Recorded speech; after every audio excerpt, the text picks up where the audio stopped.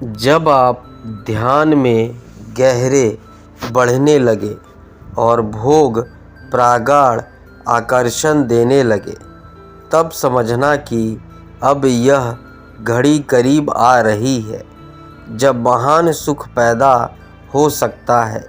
ये प्रकृति के आखिरी प्रलोभन है, वह आखिरी जाल फेंक रही है। अगर आप उससे बच सके तो दुख से सदा के लिए छुटकारा हो जाएगा, दुख का निरोध हो जाएगा। और अगर प्रलोभन में गिर गए तो सुख होंगे, लेकिन इस जगत में सभी सुख समाप्त हो जाते हैं।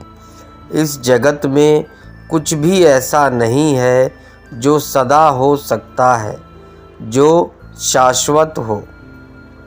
नचिकेता ने कहा, हे यमराज, जिनका आपने वर्णन किया वे क्षणभंगुर भोग और उनसे प्राप्त होने वाले सुख मनुष्य के अंतःकरण सहित संपूर्ण इंद्रियों का जो तेज है उसको क्षीण करते हैं।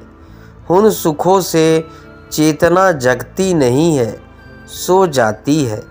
उन सुखों से ज्योति प्रागाढ़ नहीं होती, अंधकार हो जाता है। ध्यान रहे, सभी सुख इंद्रियों का बोथला बना देते हैं।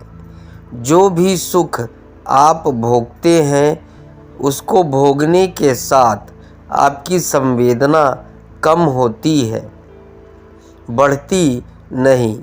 यह बड़े मज़े की बात है। ध्यान के साथ संवेदना बढ़ती है, भोग के साथ कम होती है। आज आपने कुछ स्वादिष्ट भोजन किया, कल वही भोजन आप करें वह कम स्वादिष्ट हो जाएगा, परसों करें और कम हो जाएगा, चौथे दिन भी करना पड़े तो आप बड़े दुखी होने लगेंगे, और पांचवें दिन भी करना पड़े तो आप थाली फेंक देंगे। पहले दिन आपको स्वर्ग का सुख प्रतीत हुआ था उस भोजन से, पांचवें दिन वह नरक हो गया। और अगर जीवन भर वही करना पड़े तो आप आत्महत्या कर लेंगे। एक संगीत को आज आप सुनते हैं, फिर सुनते हैं कल, फिर परसों सुनते हैं, बोथला हो जाता है। इंद्रियां उसको ग्रहण करना बंद कर देती है, इंद्रियों की संवेदना कम हो जाती है।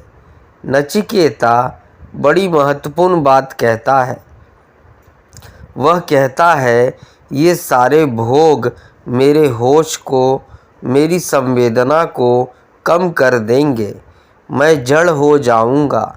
इसलिए भोगी धीरे धीरे जड़ हो जाता है, योगी धीरे धीरे सतेज होता चला जाता है, भोगी जड़ होता चला जाता है। और फिर आयु कितनी ही बड़ी हो, अल्प ही है, कभी ना कभी समाप्त हो जाएगी। इसलिए ये आपके रथ, ये वाहन, ये अप्सराएं, ये नाच गान अपने ही पास रखिए। ये मुझे नहीं चाहिए। मनुष्य धन से कभी भी तृप्त नहीं किया जा सकता है, जबकि हमने आपके दर्शन पा लिए। नचिकेता ने कहा कि जब हमने मृत्यु को ही देख लिया तो अब हम धन से तृप्त नहीं हो सकते। जिस व्यक्ति को मृत्यु का बोध नहीं है वह शायद धन से तृप्त होने का वहम बना ले, लेकिन जिसको भी पता है कि मुझे मरना है वह धन से तृप्त नहीं हो सकता, और जिसे भी पता है कि मुझे मरना है वह प्रेम से तृप्त नहीं हो सकता।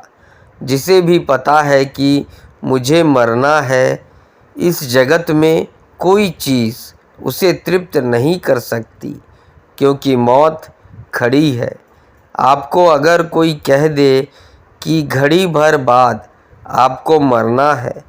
आपको सब सुख तिरोहित हो जाएंगे।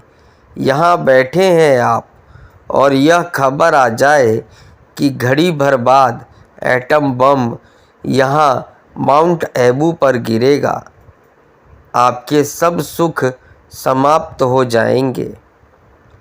सुंदरतम स्त्री आपको अचानक दिखाई पड़नी बंद हो जाएगी। सुंदरतम स्त्री आपको अचानक दिखाई पड़नी बंद हो जाएंगी। भोजन सामने रखा होगा, भूख तिरोहित हो जाएगी।